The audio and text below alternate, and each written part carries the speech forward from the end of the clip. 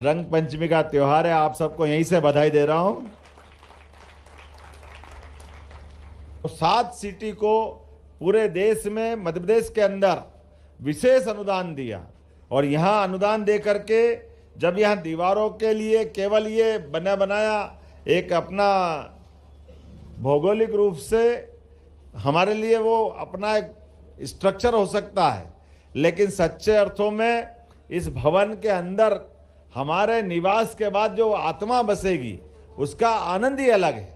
और मुझे इस बात की प्रसन्नता है, हम देश के, दुनिया के सबसे बड़े लोकतांत्रिक देश के अंदर एक ऐसे व्यक्ति के राज में हमारा गणतंत्र मुस्कुरा रहा है, जिनके माध्यम से लगभग 145 करोड़ से ज़्यादा देशवासियों के सबके अपने मकान हैं, लेकिन इस देश के अंदर सबसे बड़े पद पे बैठे व्यक्ति का अपना खुद का आशियाना नहीं है। हमें इस बात का गर्व है, जो दूसरे के लिए जी रहा है उसका नाम नरेंद्र मोदी।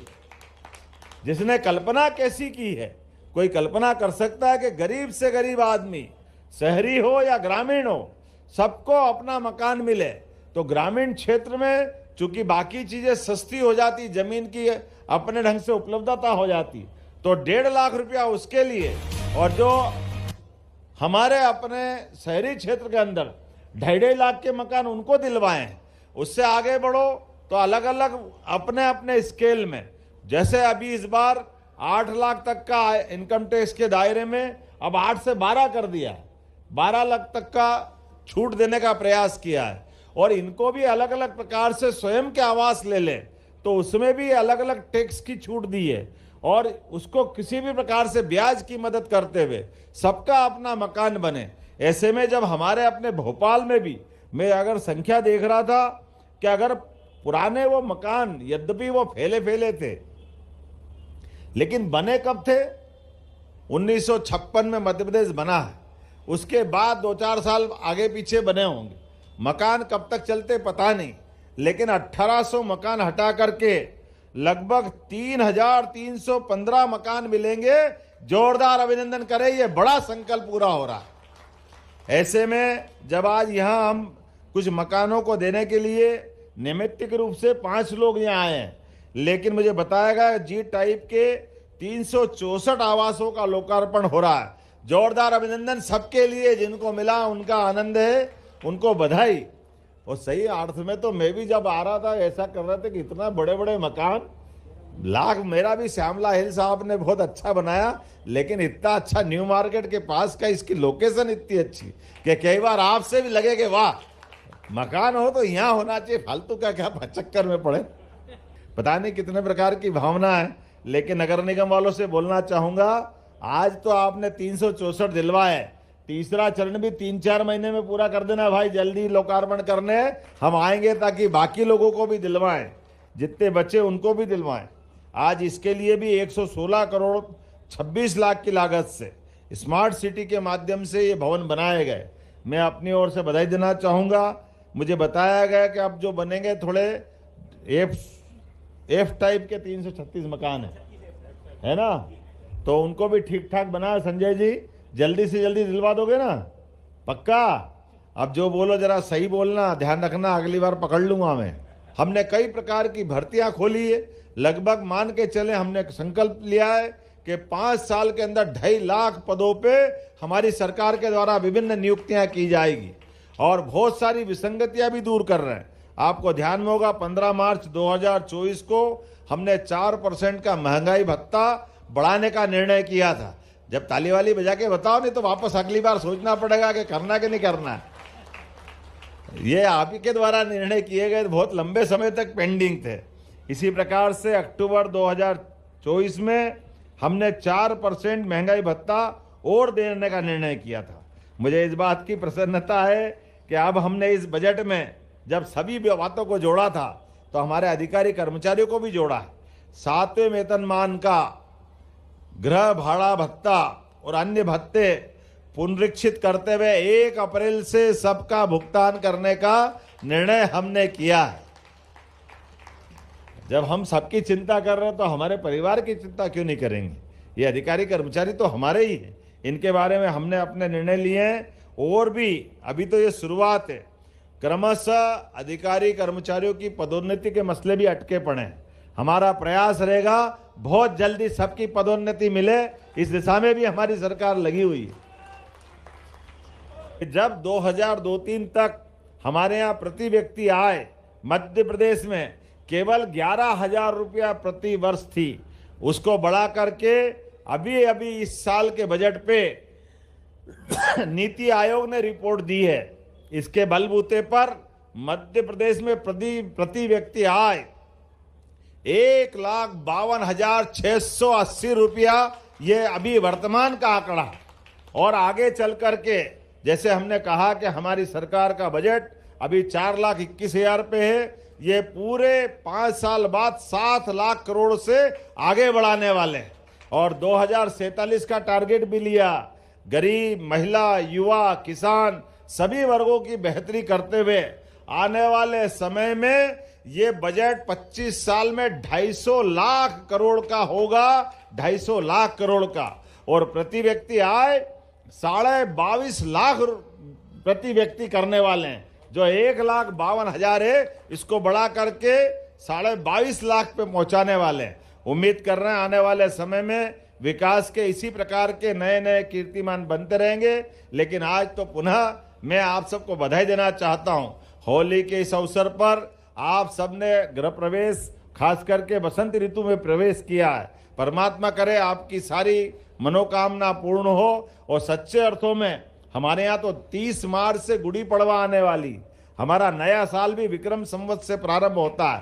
तो ये नए साल के अवसर पर नया मकान की शुभकामना, और भविष्य में मिलने वालों को भी जल्दी से जल्दी मकान दिलाएं, यही कामना करते हुए पुनः आपको बधाई देता हूं। बहुत बहुत धन्यवाद। 10,20,000 किसानों ने पंजीयन कराया। मुझे लगता है ये बड़ी संख्या हमारी, और पंजीयन की प्रक्रिया 31 मार्च तक चलेगी। 15 मार्च से हमने गेहूं उपार्जन का काम चालू कर दिया। लगभग 2691 उपार्जन केंद्र स्थापित किए गए हैं प्रदेश में। प्रदेश में 276 किसानों से 1800 मीट्रिक टन के आसपास उपार्जन हो भी चुका है। ये एक शुभ संकेत है। और राज्य सरकार अब तक का अधिकतम 175 रुपये प्रति क्विंटल बोनस की हमारी सरकार ने जो एक घोषणा की है, मुझे लगता है कि ये बहुत किसानों के लिए आगामी समय में बहुत लाभकारी सिद्ध होने वाली है। और प्रभार के जिलों में प्रभारी मंत्री इसकी समीक्षा करें, विधायकगण, मंत्रीगण समीक्षा करें। किसानों को राज्य सरकार की जो मंशा है, माननीय मुख्यमंत्री जी की मंशा है, उसके हिसाब से उनको पूरी सुविधाएं मिलें। उनको जो 2600 रुपये की हम खरीदी करने जा रहे हैं गेहूँ, आज तक का सर्वाधिक गेहूँ का मूल्य किसान को मिलने वाला है, उसका लाभ किसान को मिले, इस बात की चिंता माननीय मुख्यमंत्री जी ने की है। एक और अच्छा विषय आज है कि हमारा राज्य जो है टाइगर रिजर्व में एक नवा टाइगर रिजर्व अधिसूचित किया गया है। ओंकारेश्वर वाइल्ड लाइफ सेंचुरी की स्वीकृति प्रदान की गई है। यह प्रस्ताव विगत 2 दशकों से लंबित था। राज्य सरकार पर्यावरण संरक्षण, वन तथा वन्यजीव संरक्षण बढ़ावा देने के लिए प्रतिबद्ध है। उस कड़ी में ये ओंकारेश्वर का हमारा जो माधव टाइगर रिजर्व प्रदेश का नवा टाइगर अधिसूचित हुआ है। ये भी एक अच्छा समाचार है, प्रदेश में वन जीवों के संरक्षण की दृष्टि से हमारे बीच में आया है। साथ ही कैबिनेट में ग्राम झागरिया तहसील हुजूर में एक 4 हेक्टेयर भूमि, हमारा जो आयुष्मान योजना चलती है, आयुष्मान भारत योजना, इसके हमारा जो नियंत्रण केंद्र है एनसीडीसी का, स्वास्थ्य और परिवार कल्याण मंत्रालय, भारत सरकार के पक्ष में एक भूमि आवंटित की गई है। इसमें हमारा एक यहाँ पर केंद्र स्थापित करेंगे वो, जिससे इस निःशुल्क प्रव्याजी 1 रुपये वार्षिक भूभाटक पर स्थायी पट्टे पर आवंटित की गई जमीन, इससे हमारा एक एनसीडीसी का केंद्र यहाँ स्थापित होगा। और खास करके आयुष्मान भारत अभी तक हमारे जो गरीब वर्गों में लागू होता था, खासकर बाद में प्रधानमंत्री जी घोषणा के अनुसार 70 वर्ष से ऊपर की सारी आबादी को इसमें शामिल किया गया। तो एक बड़ी महत्वपूर्ण हमारी एक योजना है। उसका एक कार्यालय 12 राज्यों में शायद पहले स्थापित हो चुका है, 8 राज्यों में। हमारा 9वां राज्य है जो इसको स्थापित, केंद्र को स्थापित करने जा रहा है। उसके लिए 4 हेक्टेयर भूमि राज्य सरकार ने आवंटित की है। और इसमें इसकी शाखाओं को एक दूसरे से और एनसीडीसी मुख्यालय के साथ भी जोड़ा जाएगा। मुझे लगता है एक बेहतर मॉनिटरिंग के लिए एक बड़ा सेंटर हमारे यहाँ डलेगा और जो डायग्नोस्टिक सुविधाओं को उन्नत किया जाएगा, उन उन्नत सुविधाओं से सुसज्जित भी किया जाएगा।